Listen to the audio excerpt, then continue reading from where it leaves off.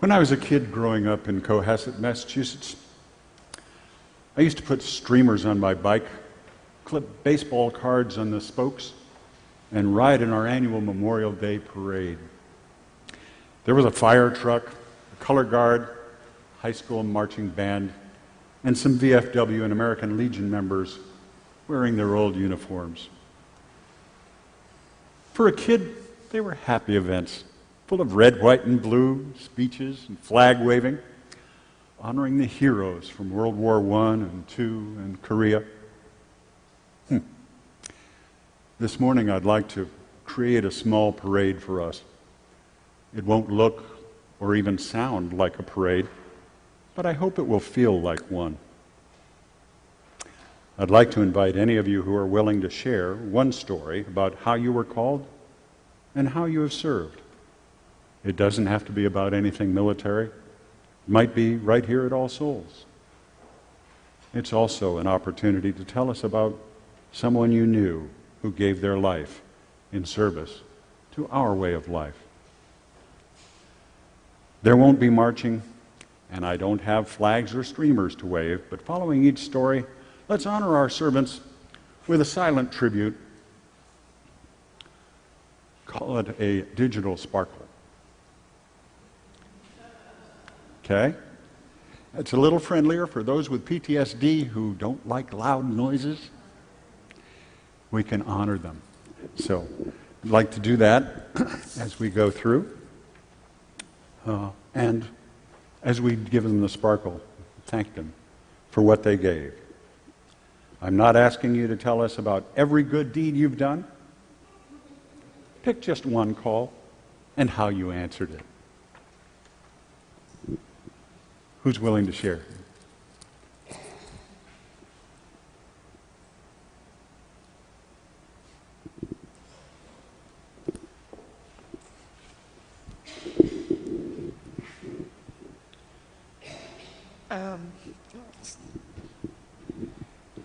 I serve every day in the field of education.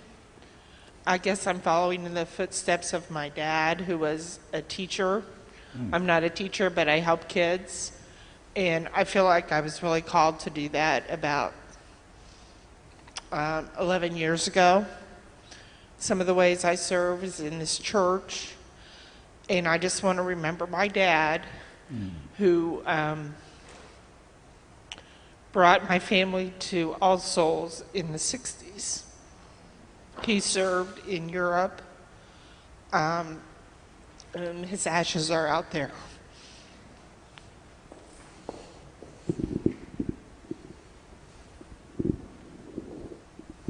Thank you, Fran.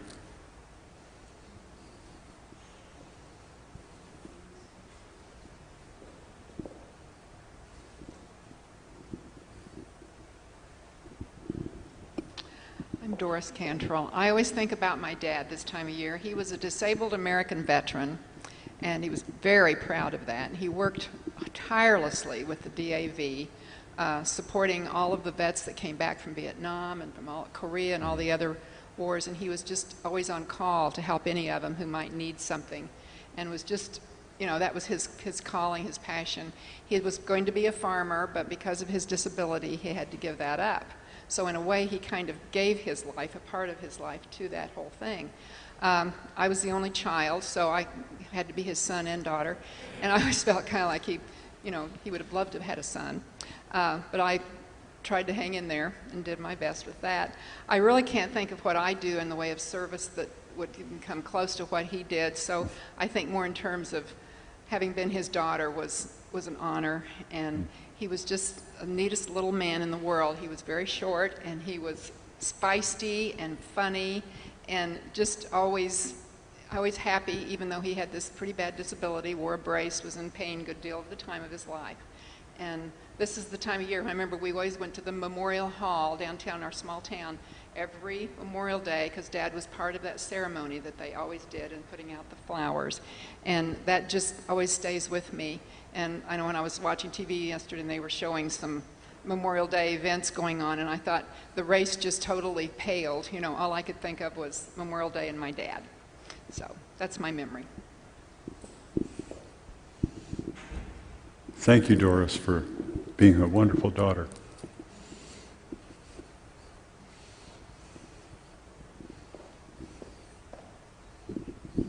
I just wanted to mention two things. Is that in scouting, we lived in a little town, and we did everything. We read to the blind, and we served at the Kiwanis Club. We just did hundreds of things, and I never felt that it was a chore. I always thought it was really fun to go out and meet people, and even though I'm very shy, it was a way to do that.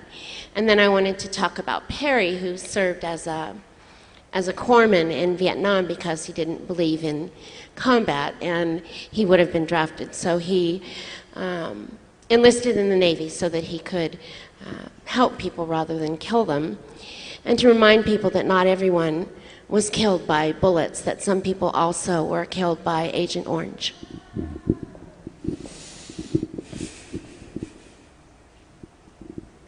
Thank you, Lisa.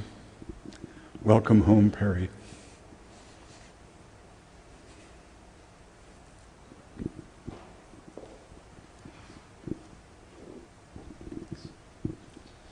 My name is David Kirschman, and I spent 8 years in the Marines, and during that time I was deployed to Iraq and Afghanistan. And so rather than talk about me, I'd rather talk about the guys and men and women that I went over there with. And I was fortunate enough that I never saw combat, and I'm very thankful for that.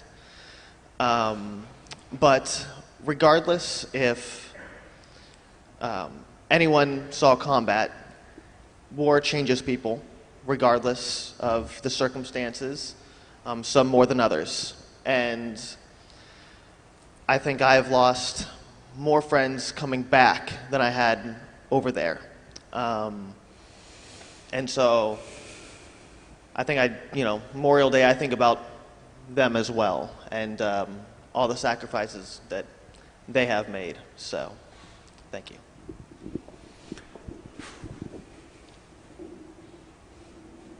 Thank you, David. So glad you returned. Welcome home.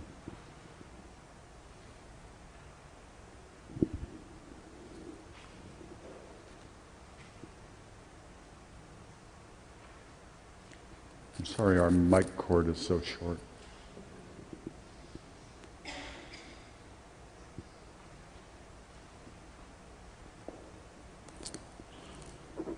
Thank you. My name is Crystal Francis, and recently I've been doing a project that I'm calling the History of Quilts in My Family. And in doing this, I've discovered some wonderful family stories. I was looking at a quilt that my mother had that her great-grandmother had given her. And my mother was telling me about how this quilt was constructed. Part of the background, or all the background, is white, and it's white silk. It came from a parachute that my great-uncle Melvin brought back from the war, the World War II. He had been a prisoner of war, and he came back very, very ill. My great-grandmother nursed him back to health, but it took months and months. I remember my Uncle Melvin. He was a charming, short farmer who had a very dry sense of humor. But the real story here is that in the course of talking about this one quilt, I learned that my great-grandmother had made a parachute quilt, entirely of this parachute that my great-uncle had brought back. It was a mystery, too, what had happened to it. My Uncle Melvin's been gone for at least 25 years, maybe 30. And the quilt had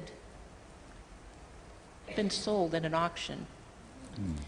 But I found out later that Melvin's sister, my great aunt Losi, had bought the quilt for $5, and that her family still had the quilt, and I was able to find it and document it in this history of our family. I think what I take away is not only my great-uncle Melvin's service, but the love which with my family preserved that in the form of this quilt.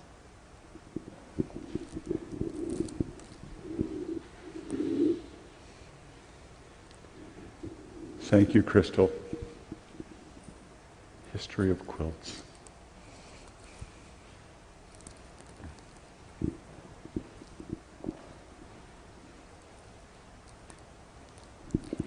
I'm Barb Howe, and the story I want to tell is someone I never met. His name is John Wiseman. He was in the Korean War. He was marched mercilessly through Korea and over into China. I met someone who was with him when he died in starvation, in the cold, in Russia, with no blankets or warm clothing. And his body was left there for years, but returned home. And I want to give tribute to this person that I never knew, who went through that terrible experience of a long march and the freezing cold and the starvation and torture that they had at the Japanese hands.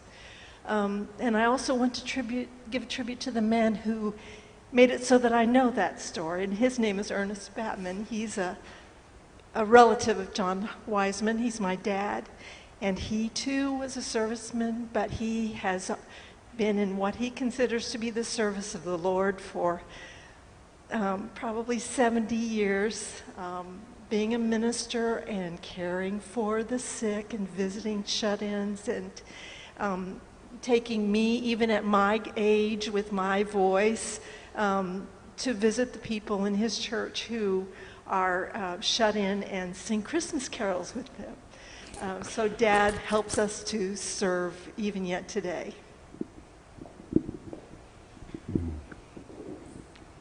John Wiseman, Ernest Batman. Barb Howe.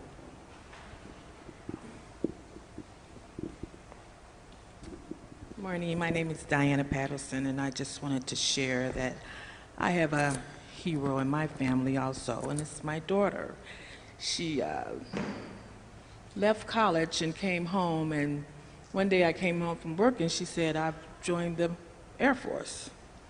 And that just blew me away that she had that much courage and honor in her. I know she was a awesome girl because she was mine, but to join the, to join the Air Force, it just blew me away. And every time I look at her now, I just feel so prideful. And she was on her way to Turkey at the time, but she got pregnant, so she didn't get to go. And I have a beautiful 12-year-old granddaughter.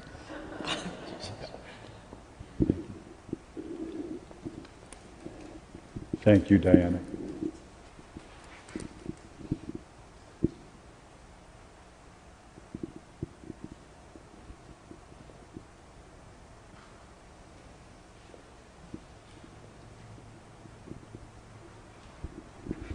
Okay, well, I don't really have any military stories, but Memorial Day to me means that you serve others and that you help your neighbor the best that you can.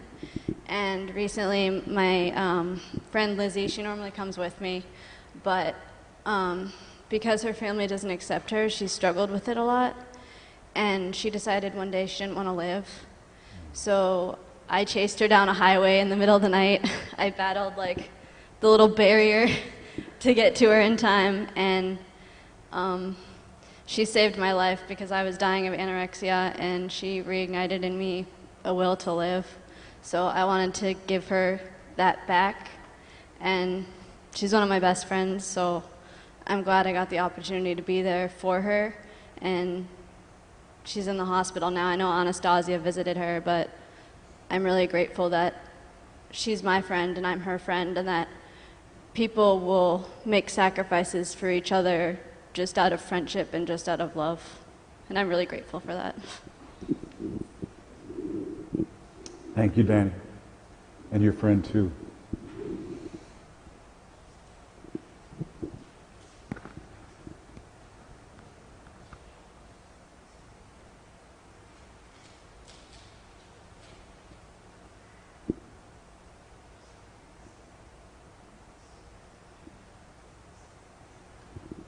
Let's pause for a moment. Think about how we've served.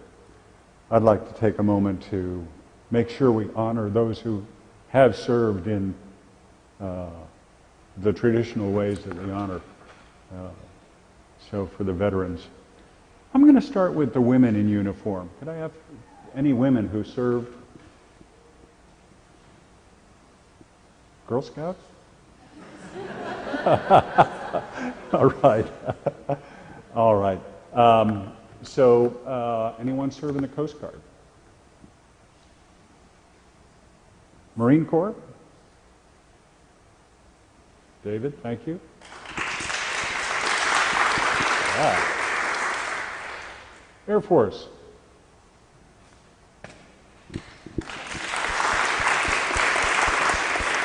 Yeah. Thank you. Navy? All right. Paul, thank you. Army? All right.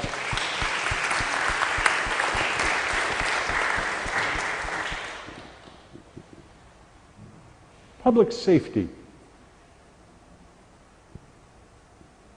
i.e. Homeland Security, all right. Medical interventions and saving. Oh, come on. I know we've got some nurses out there. It's not just an occupation, it's a calling. All right. Well, thank you.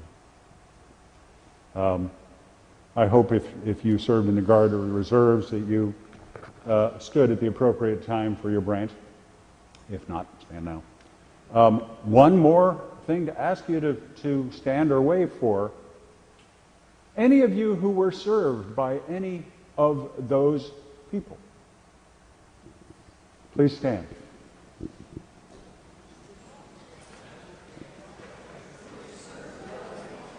Yeah. Did you understand the question?